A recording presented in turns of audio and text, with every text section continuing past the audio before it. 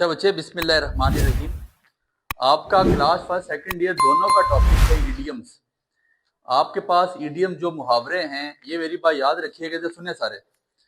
आपके पास जो मुहावरे हैं, ये तो एक, ये सोचें कि इतना इसका एक इतना बड़ा समंदर है ना, कि ये सारी चीज़ें तैयार करना शायद हमारे लिए पॉसिबल नहीं है। लेकिन फिर भी हम कोशिश करते होते हैं कि यार जितने एग्जाम के पॉइंट ऑफ व्यू से इंपॉर्टेंट इडियम्स है ना, वो आपको बताए जाएं।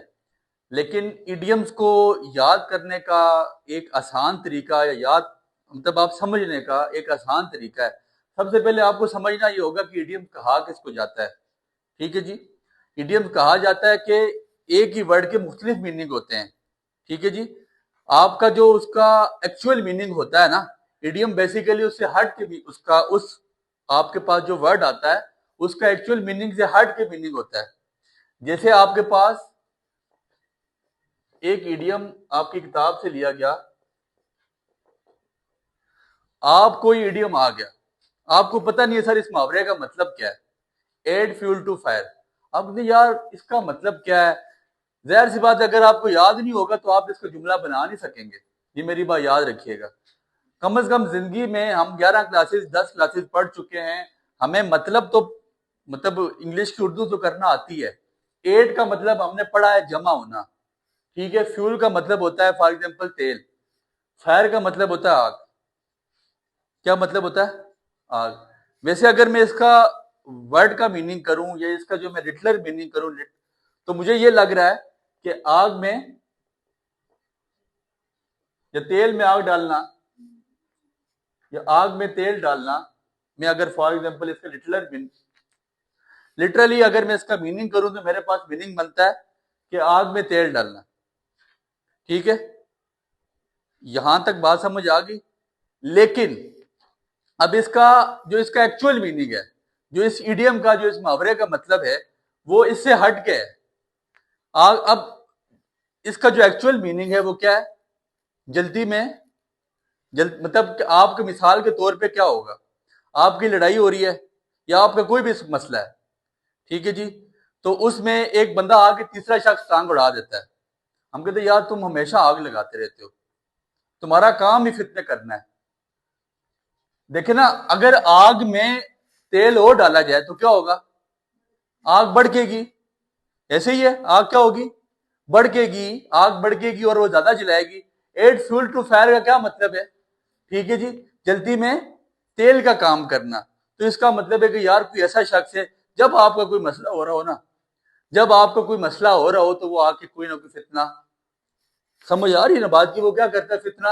अब लाजमी नहीं है कि आप इसका मीनिंग आपको अगर समझ आ गए तो आपने इसका जुमला बनाना है। ठीक है। मैं इसका खुद से अब जुमला बना रहा हूं। आप सोचें कि आपके खानदान में कोई शख्स है जो हमेशा आपके फितने बनाता है, जल्दी में आकर नाम आग का काम करता है, तेल का काम करता है, आग में जल्दी में तेल का काम करता है। अब उसका नाम लिख लें। मैं लिखता हूं, Ali always add fuel to fire in my conflicts. Ali हमेशा मेरे झगड़ों में क्या करता है? आग भड़काता है, जल्दी में आग का काम करता है। आपको वहां समझ नहीं आ रही थी? ठीक है। अब एक और में मेरे पास इडियम है, Apple of one I. Apple of, अब एप्पल का क्या मतलब है बच्चे? सेब। किसी की आंख का कोई सेब हो सकता है? एप्पल ऑफ वन आई, किसी की आंख का सेब होना। इसका एक्चुअल मीनिंग तो ये बनता है ना, लिटरल मीनिंग अगर हम कहें तो किसी की आंख का सेब होना। सेब तो नहीं हो सकता। लेकिन सेब एक ऐसा फ्रूट है जो हमें खाते हुए अच्छा लगता है, जिसको हम खाते हैं। डेट मीन कि इसका कोई मतलब पॉजिटिव ही होगा। अगर आपको मतलब फॉर एग्जाम्पल नहीं समझ आ रहा ना, इसका मतलब कोई ना कोई नेगेटिव नहीं होने लगा। जाहिर सी बात है, एप्पल आ गया, सेब आ गया, इसका मतलब है इसका कोई मानी गलत नेगेटिव मीनिंग नहीं होगा। आपको बात समझ आ रही है? नेगेटिव मीनिंग, अगर पॉजिटिव मीनिंग है, आपको समझ आ रही है कि आंख भी आ रही है और आंख हमेशा माथे के साथ होती है और आंखों आंख आपके चेहरे का झूमर है मिसाल के तौर पे। तो इसका मतलब है एप्पल ऑफ वन आई का क्या मतलब होता है? किसी की आंख का तारा होना। आपको नहीं मतलब समझ आया, लेकिन आप इसको पॉजिटिव वे में जाके लिख सकते हैं, my mother is the apple of one eye नहीं, माय आय, मेरी माँ मेरी आंख का तारा। आपको नहीं समझ, आपको उस टाइम समझ नहीं थी कि यार इसका मतलब बन क्या रहा है, लेकिन आपने एक बात सोची, आपने कहा यार एप्पल का मतलब होता है सेब और आंख, इसका मतलब है कि इसका कोई मीनिंग पॉजिटिव ही होगा, तो आप इसको जो आप किसी के साथ जोड़ दें, my brother is the apple of my eye, आपका किसी क्लोज रिश्तेदार, दैट मीन कि इसका लिटरल मीनिंग क्या बन रहा है, पॉजिटिव कोई मीनिंग बन रहा है, इसका पॉजिटिव मीनिंग मांग रहा है। आपको समझ आ रही यार, बस सब ठीक है। अब एक आपके पास मैंने इडियम देखा, कैपिटल पनिशमेंट। देखें पनिशमेंट का क्या मतलब होता है, सजा देना, ऐसे ही है। कैपिटल, कैपिटल से निकला है बड़ा, कैपिटल का मीनिंग होता है सरमाया, जो लिटरल मीनिंग है ना वो है सरमाया, सरमाया। पनिशमेंट का मतलब होता है सजा। अब आपको नहीं समझ आ रही यार, कैपिटल पनिशमेंट का मतलब होता है सजाए मौत, आपको नहीं पता लग रहा, ये समझ आ रही है कि यार ये सजा है, पनिशमेंट का तो मतलब समझ आ रहा है ना, सजा, ठीक है। यार कैपिटल पनिशमेंट, आपको तो यार इसका मतलब कोई ऐसा है कि कोई बड़ी सजा है, कोई बड़ी सजा है, दैट मीन्स कि आपके माइंड में बात नहीं भी क्लिक होती, अगर होती भी तो सजाए मौत क्लिक हो रही है जी। कैपिटल पनिशमेंट का क्या मतलब है, सजाए मौत, ठीक है जी। तो आप लिख लें, अदालत ने अली को सजा दे दी।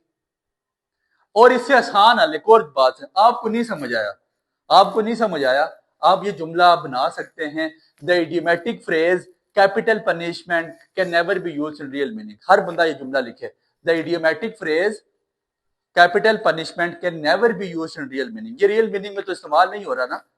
The idiomatic phrase capital punishment can never be used in real meaning.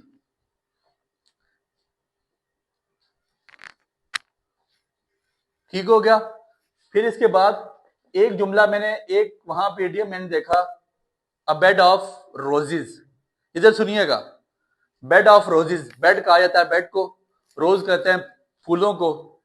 यार बेड और फूल, क्या चीज समझ आ रही है यार, कोई कंफर्टेबल होगा ना, कोई कंफर्टेबल चीज, आपको बेड और फूल से क्या चीज समझ आ रही है कि यार कोई कंफर्टेबल चीज होगी, ठीक है। इसका मीनिंग कोई ऐसा हो रहा होगा कि कोई चीज कंफर्ट लेवल पे, उसका कंफर्ट जोन हाई होगा, ठीक है। बेड ऑफ रोजेस का मतलब क्या होता है, हम कहते हैं यार life is not a bed of roses, फूलों की सेज नहीं है, ये आपकी जो जिंदगी है ना ये फूलों की सेज नहीं है। तो आपको मतलब समझ आ रहा है यार, बेड ऑफ रोजेस, आप इसको पॉजिटिव भी बना सकते हैं, इसको नेगेटिव बना सकते हैं। आप कहते हैं यार अली की जिंदगी फूलों की सेज नहीं है, तो आप इसको क्या बनाएं, allies life is not a bed of roses, Ali की जिंदगी फूलों की सेज। आपको बात समझ आ गई ना, आपको समझ आया कि यार रोज होता है फूल, बेड होता है एक कंफर्टेबल चीज है जिस पे हम आराम करते हैं, तो आराम से आपको समझ आ गई। देखें अगर आप कहेंगे अली की जिंदगी फूलों की सेज है, फिर भी ठीक है जुमला। अगर आप वो फिर ये जुमला वो गलत कर ही नहीं सकता, उसके पास कोई जवाब नहीं बनता कि वो बेड ऑफ रोजेस को गलत करे। वो कहेगा यार कोई अली हुआ होगा और उसकी जिंदगी वाकई फूलों की सेज नहीं होगी, ठीक है। उसको नहीं समझ आ रहा होगा कि आपने जुगाड़ किया है, उसको ये बात नहीं समझ आएगी कि आपने यहां पे उसको चीट करने की कोशिश की है, और वो चीट हो भी नहीं रहा। आप किसी अली के बारे में बता रहे हैं कि उसकी जिंदगी फूलों की सेज नहीं है भाई, ठीक हो गया। एक जो जुमला आपको बताया लिखवाया, द इडियोमैटिक फ्रेज, अगर कोई जुमला भूल जाए उसके साथ लिख लेना है कि the idiomatic phrase dash can never B use in real meaning. ये जुमला किसी जगह पे भी आप ऐड कर सकते हैं, उसको लाजमी कीजिएगा, ठीक है, ये बहुत इंपॉर्टेंट है। फिर इसके बाद देखें लिटरल मीनिंग ना किसी चीज के, जो उसका एग्जैक्ट मीनिंग होता है, मुहावरा उससे हट के होता है। मुहावरे में एग्जैक्ट मीनिंग का कोई लेना देना नहीं है, लेकिन एग्जैक्ट मीनिंग जब हमें आ रहा होता है ना, तो हमें एक चीज समझ आ रही होती है कि यार वाकई ही यहाँ पे कोई ऐसी चीज, कोई ऐसा पॉइंट इस्तेमाल हो रहा है जो हमारे माइंड में क्लिक होकर एक पॉजिटिव वे की तरफ जा रहा है, ठीक है ना। तो इसके अलावा एक अच्छा एक और इडियम मैंने, ब्लैक शीप। ब्लैक शीप का क्या, ब्लैक का मतलब होता है काला, शीप का मतलब क्या होता है, भेड़। हम नहीं अक्सर कहते यार मेरे खानदान में बड़ी काली भेड़ें हैं, काली भेड़ें हैं जो मेरे खिलाफ हैं, मेरे दोस्तों में बहुत सारी काली भेड़ें हैं। ब्लैक शीप का क्या मतलब एग्जैक्ट मीनिंग, काली भेड़ है ना। और काली भेड़ हम किसको कहते हैं, जो मेरा, जो हमारा दुश्मन है ना, जो हमारे एक नजर नहीं पाता, जो कभी भी हमारा, हमारे भले का सोचता है, ठीक है। आप लिख लें mister Aqeel is the black sheep of our family. उसके पास क्या जवाब है, वो ये गलत करेगा? उसके पास कोई जवाब है इसको गलत करने का? आपने तो लिख लिया जी अकील साहब हमारी फैमिली की काली भेड़ है। एक ऐसा शख्स है जिसका किरदार हमेशा ही नेगेटिव रहा है, जिसने कभी भी कोई पॉजिटिव चीज हमारी खानदान के लिए नहीं की, हमारे खानदान में हमेशा वो फितने फैलाता है। समझ आ गई बात की? अब मतलब इस तरह जितने भी तकरीबन आपके पास जितने भी आपके पास इडियम्स है ना, उनका कोई ना कोई मतलब बन होता है। अब देखें, ये है बर्ड्स आई व्यू। क्या है? बर्ड परिंदा, आए आंख, व्यू नजारा करना देखना। अब यार, अब परिंदा हमेशा कहां से देखता है? बुलंदी से, ठीक है, ऊंचाई से देखता है। और जो अगर आप कहते हैं ना जी शाहीन का नजारा, शाहीन जब नजारा करता है तो आसमानों की बुलंदियों से नजारा करता है और उसको अपना शिकार वो कहीं कोसों दूर के कई मीलों दूर नजर आ रहा होता है। तो आप बर्ड आई व्यू का क्या मतलब है कि किसी चीज का साफ सुथरा नजारा करना। आपको नजर आ रहा है बर्ड परिंदा, आए आंख, व्यू देखना। कि परिंदे की आंख तैराना नजर, इसका बेसिकली जो मतलब है तैराना नजर। तायर परिंदे को कहा जाता है, उर्दू में तैर परिंदे को कहा जाता है, तायर लाहूती। ठीक है, बर्ड्स आई व्यू। ठीक है, अब हम ये कहते हैं यार अली की नजर ना वो तैराना है, हमेशा वो चीज देख लेती है जो कोई नहीं देखता। आप कहीं से जा रहे थे, आपको मार्केट में फलां शख्स नजर नहीं आया, और अली ने कहा यार तुमने फलां शख्स देखा? आपने कहा तुझे कैसे नजर आ गया, हम भी तो वहां पे थे, हमें नजर ही नहीं आया। उसने कहा बस मैंने देख लिया था। फिर आप कहते हैं यार इसकी नजर बड़ी तेज है। हम कहते हैं ना इसकी नजर तेज है, इसका मतलब है उसकी नजर क्या है? बर्ड आई व्यू है। तो लिखिएगा अलीज आए लिख सकते हैं, अली की आंख बर्ड आई व्यू है, अली की नजर जो है ना तैराना है।